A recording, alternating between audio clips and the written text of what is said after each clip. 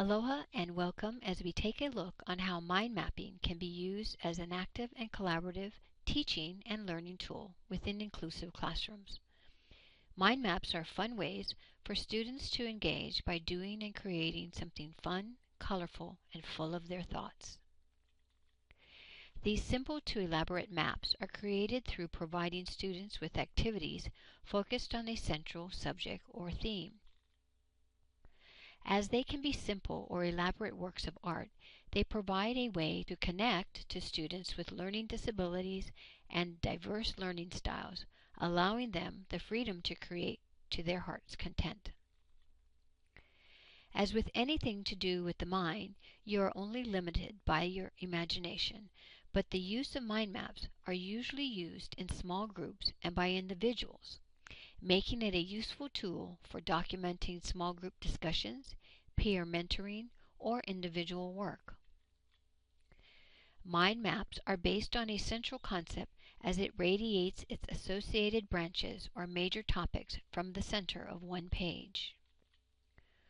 Although the end result can be stunning, the basic characteristics of a mind map are quite simple.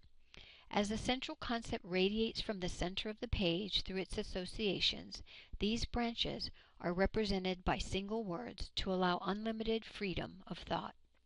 The use of pictures, images, and graphics are essential to emphasize symbols and their associations to the central concept.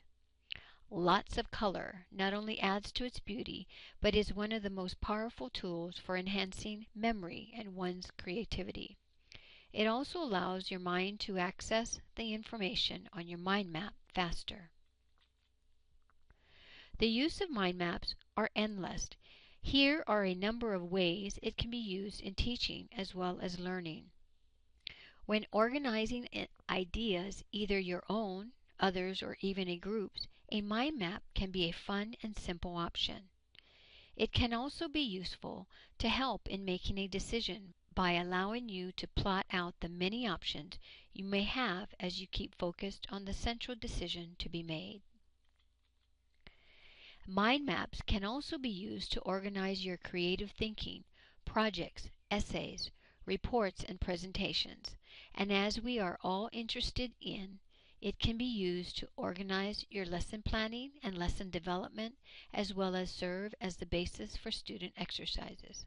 Its simplicity, use of images, graphics, and color is an attractive way to engage all students, as well as visual learners. Any way you look at it, mind maps can be a great learning tool to inject activity, engagement, collaboration, and fun into your teaching and the learning of all types of students. Here's a picture of a mind map having to do with health, represented by an apple. The subtopics, or thick branches, identify 5 areas that contribute to one's health: sleep, stress, diet, exercise, and help from others. Notice each branch has its own color.